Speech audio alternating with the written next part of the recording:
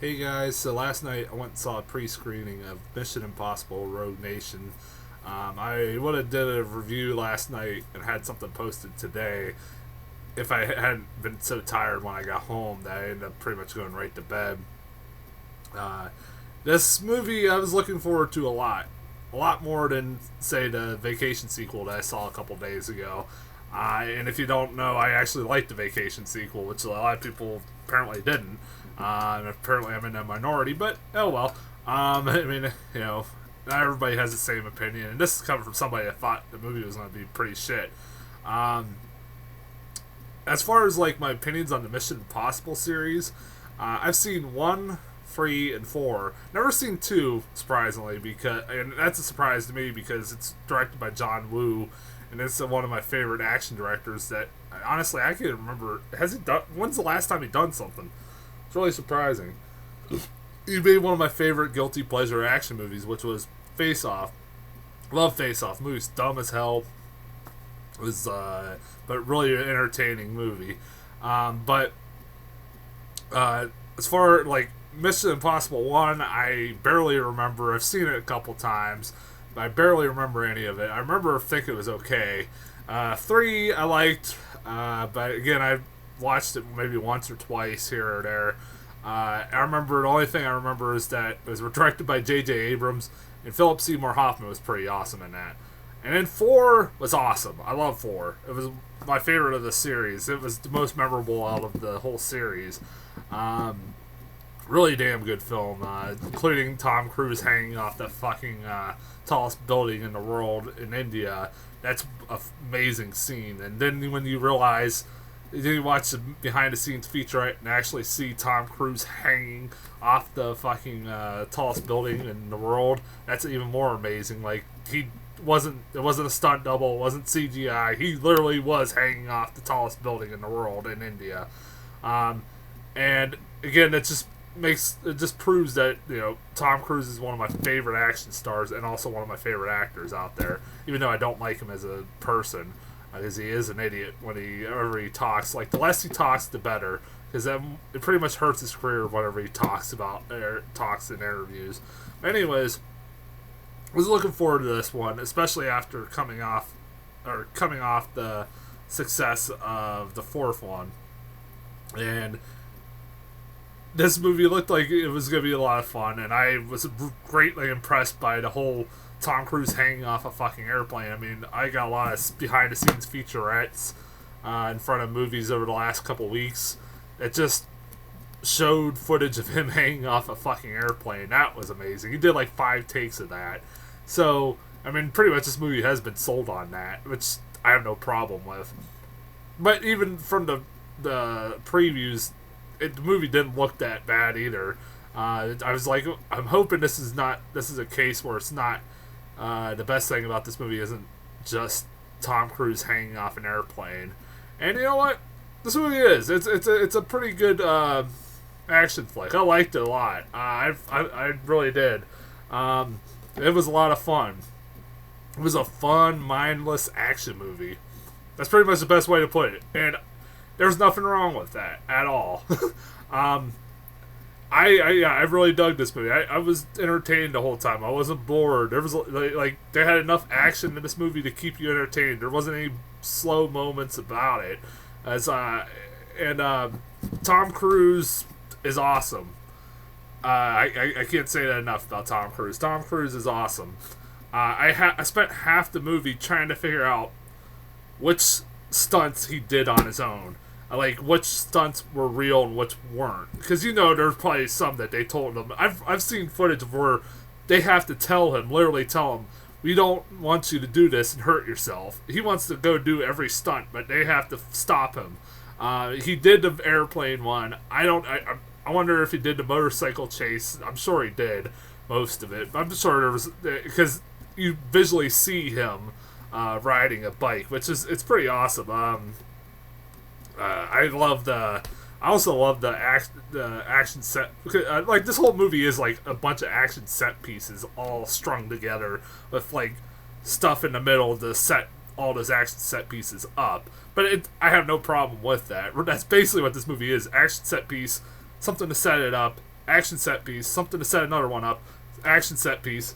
That's basically how this movie goes. And I have no problem with that because it actually is really well done. And Tom Cruise is charismatic and believable as an action star as it gets. I love him in this movie. He's pretty awesome. He continues to be. I like the scene where he has. They even showcased that he's actually a lot. I didn't notice until a few years ago. He's really short, and there's scenes where he's being towered over by like big giant guys, and it's pretty funny. It looks like a midget. There's a scene where he's fighting on a scaffold at an opera, and he's he looks really short compared to this guy, but he's kicking his ass. It's kind of awesome. I like Tom Cruise in this movie. He's pretty fun. I love that opera scene. That was one of my favorite action scenes in the set pieces in the whole movie. That was an interesting opera scene. That was an interesting scene. I liked that. It was intriguing. Like there was a lot of stuff going on in that one scene, and the music helped a lot too. The opera music helped a lot. Set the mood for the scene. I love Simon Pegg. Simon Pegg's is a great comedic relief that isn't annoying. Who works, who you can believe is a really intelligent operative that is very useful, even though he's there for the comedic relief. He serves a fucking purpose to the film. If you get people like Ving Rhames, of course, there's not enough fucking Ving Rhames in movies, in my opinion. Ving Rhames is fun. He's very briefly in this movie, but he's a lot of fun. I miss Ving Rhames. You don't ever see him much in anything anymore. Jeremy Renner, of course, is Jeremy Renner. Jeremy Renner I could never complain about.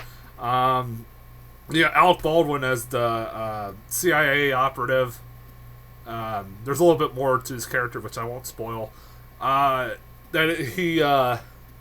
he's against the IMF and trying to disavow the IMF. He actually succeeds to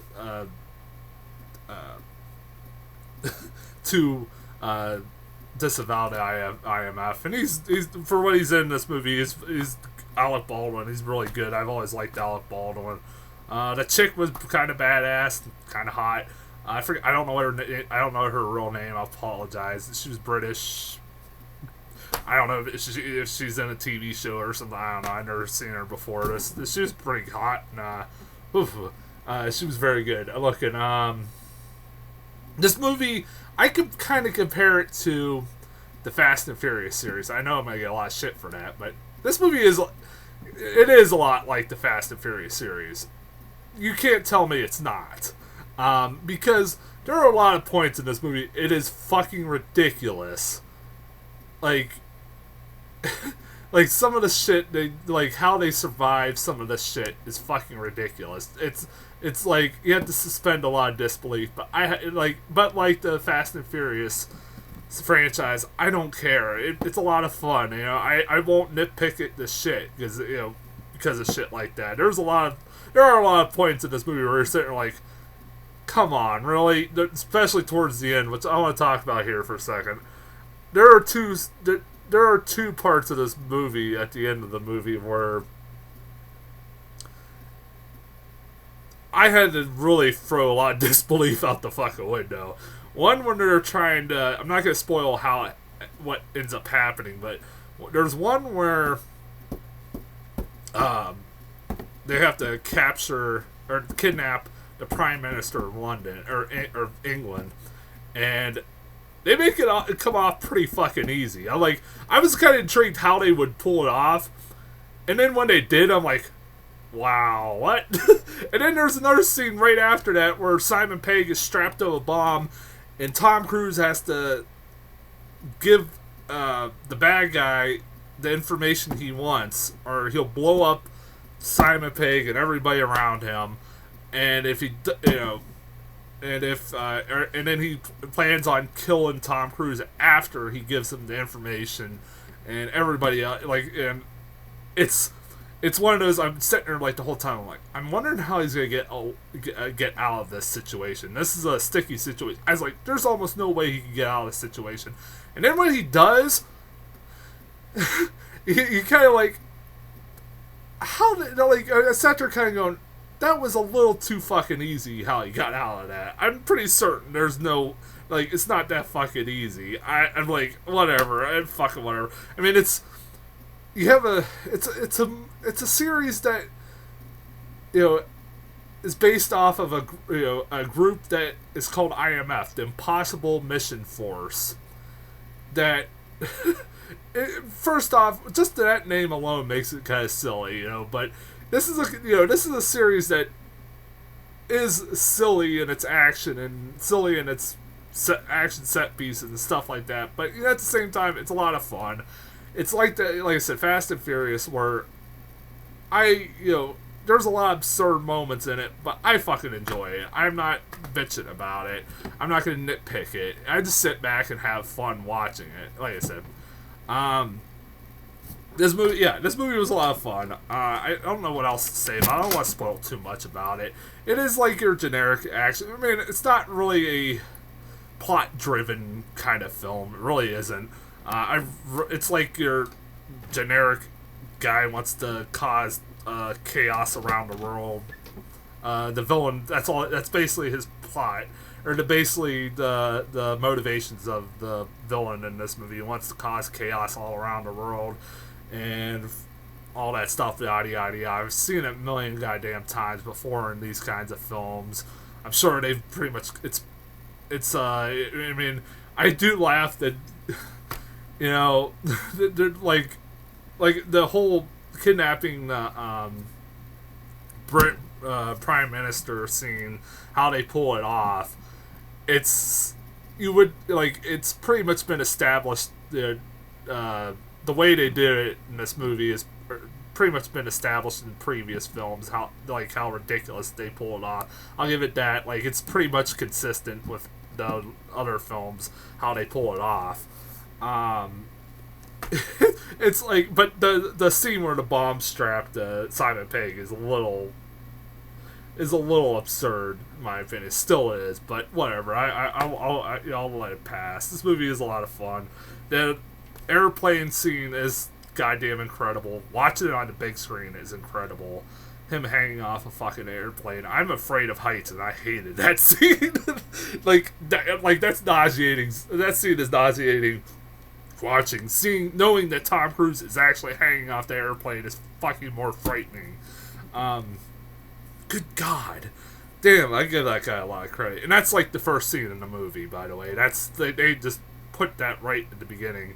They don't, make you wait until like the very end for that scene. You get it right at the beginning. Yeah, and I hear they're making making another one coming up shortly, a 6th movie, and Tom Cruise is involved. Awesome, I'm all for it. I'm all for another sequel. This series has been a lot of fun, especially the last 2 movies. So they're on a roll right now. So why not? Yeah, go see it. As far as previews, every preview I got was a new trailer I haven't got before. So, and there were 7 in total. So I'm gonna try to get through these as quickly as possible, or I'm gonna be here all night. I got 13 Hours, The Secret Soldiers of Benghazi. Yep, there's a Benghazi movie.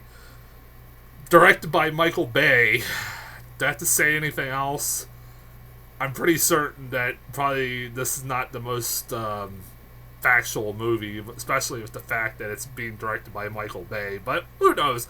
It does look like it's going to be a pretty decent film. It's got like John Krasinski. It's the only person I recognize in that cast.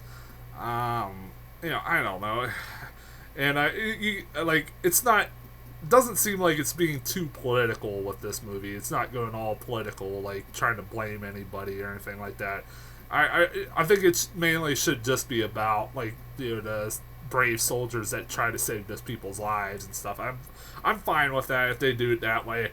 The next trailer, it started. I'm not gonna. I'll just describe the trailer here. The trailer I got next one began showing the Big Bang Theory happen, and Stephen Hawking is narrating it and everything else, talking about the evolution of man and the evolution of the human brain. And then it pans out, and there's Ben Stiller as Derek Zoolander. And it's a teaser trailer for Zoolander 2. That was kind of funny and unexpected. I didn't know there was one. I almost forgot that there was a Zoolander 2 coming out. And it was a pretty funny trailer. It's like Stephen Hawking and Derek Zoolander arguing with each other, and Stephen Hawking telling him he's a fucking moron. It's pretty funny.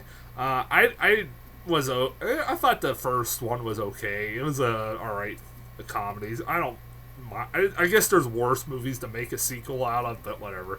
I got a trailer for The Revenant. I have no idea what the hell is going on in that trailer, but it kind of looks pretty awesome. It's from the director of Birdman and Babel and stuff like that. He is starring Leonardo DiCaprio as like a bear hunter, I think, like that. And if I remember, it's like a revenge flick for for his friends that basically left him for dead or something like that. If I remember reading, it looks interesting. I have like I said, you wouldn't really know what the hell the movie's about from the trailer. It's like more like a teaser, and a lot of people are making a lot of weird faces in that trailer.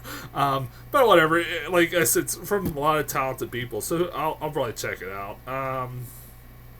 Spectre, I got the new trailer for Spectre.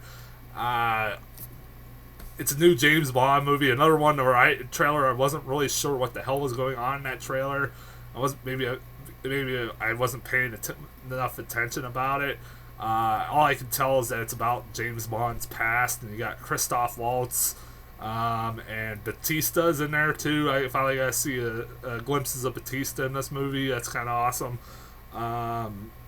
It's a new Bond movie. I'm gonna go check it out. Definitely will.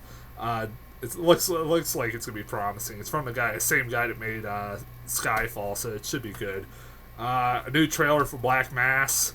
That movie looks like it's easily. It looks like two things are gonna happen. Hopefully, it's gonna be the comeback of Johnny Depp, start of the comeback of Johnny Depp, and also might get Johnny Depp an Oscar. So I'm all for that. Whatever. It looks like that movie looks really good. It's an interesting story. I didn't know much about the story of Whitey Bulger, but from this movie, it looks like it's delving into like Whitey Bulger and his history with the corruption of the FBI and stuff like that. Could be interesting. It looks really good. I got a trailer for Steve Jobs. This is the first time I've gotten a trailer for that. It's Danny Boyle making a movie about Steve Jobs starring Michael Fassbender. Alright. And Michael Fassbender looks like Steve Jobs. I didn't think he would, but he does. He's looking the part. I give him props. And I like this, from what this trailer makes it out, or makes this movie look like, it makes this movie look like it's making Steve Jobs look like a complete fucking dick. And I mean, that's interesting. That's an interesting take, because you always hear really good things about Steve Jobs and how amazing he was and stuff like that.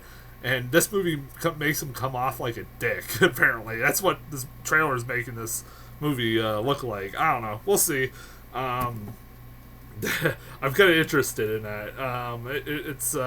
It should be pretty good. And then the last trailer I got was A Walk in the Woods. It's a movie where Robert Redford is a guy who's sick of always constantly going to funerals and wants to do something else with his life, so he decides to walk the Appalachian Trails, and he tries to have one of his friends go along with him, but they all say no, except for his eccentric buddy played by Nick Nolte, who is he hasn't seen in a long time. And I love Nick Nolte, I love Robert Redford. Fuck it, this should be alright. I don't see this movie being that bad. It kind of piqued my interest with just those two alone in it. Yeah, so that's as far as the trailers I got. And go see Mission Impossible, Rogue Nation, and hell, if you don't, again, if you want to listen to my recommendations, go see Vacation too. They're both pretty decent films. Mission Impossible was the better one, of course. But yeah, go see either one of those. And then next week I'll be back with Fantastic Four. And maybe The Gift, if I get a chance, I might go see that too. But definitely Fantastic Four if I don't get to see The Gift. But until then, I'll talk to you guys later.